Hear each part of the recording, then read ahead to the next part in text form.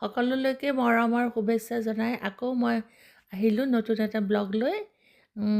আহি ইয়াতে আমাৰ অসমত যিটো গৰম খাই আছিলোঁ, আহি ইয়াত একদম সম্পূৰ্ণ বিপৰীত মানে ৱেডাৰ। গতিকে আমি ছোৱালী ঘৰৰ পৰা শনিবাৰে অকণমান ঠাণ্ডা খাই আহোঁ বুলি বৰফৰ ফালে ওলাই গ'লোঁ। প্ৰায় 2.5 ঘণ্টামানৰ এটা জাৰ্ণি আৰু ড্ৰাইভটো খুবেই সুন্দৰ।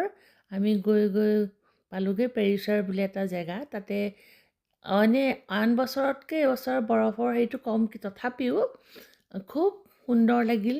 নেদেখা বস্তু এটা নিচিনা লাগি গৈছে, মানে হঠাৎ এনেকুৱা এটা বতৰৰ পৰা আহি অসমৰ পৰা চাওকচোন।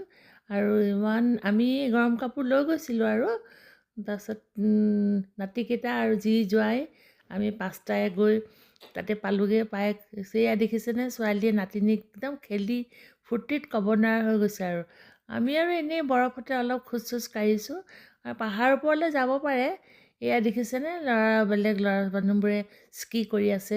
আৰু এই ট্ৰলিবোৰ যে দেখিছে ৰ'পৱে নিচিনা, সেইবোৰত মানে মানুহ নুঠে। যিবোৰে স্কি কৰে তাত উঠি পিনে একদম ওপৰলৈ যায়গৈ, তাৰ পৰা স্কি কৰি আহে।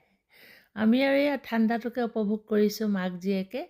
আৰু মানে চাই মানে খুব ভাল লাগিলে। তাৰপিছত আমি তাৰ পৰা অলপ ধেমালি কৰি আহি আমি আকৌ উভতি আহিলোঁ।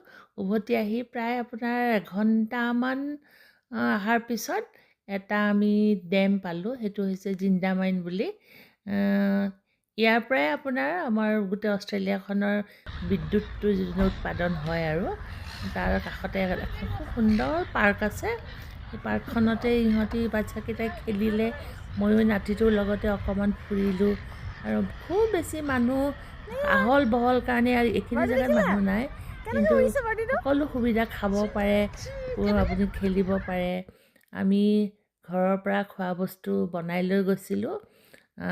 আমি ছোৱালীয়ে পূৰা একদম চিকেন ফ্ৰাইড ৰাইচ, বাৰ্গাৰ এইবোৰ বনাই লৈ গৈছে। এইবোৰ খাই মেলি আৰু আমি গোটেইখিনি খুব ফূৰ্তি কৰি ছোৱালীয়ে জিপ লাইন কৰিছে। এইবোৰ খেলি মেলি আৰু সিহঁতৰ কাৰণেই গৈছিলোঁ আচলতে। আৰু আমিও বহুত উপভোগ কৰিলোঁ।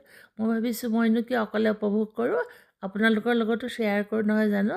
সকলোলৈকে মৰম আৰু ধন্যবাদেৰে মই আজি এই ব্লগটো ইয়াতে সামৰিলোঁ দেই।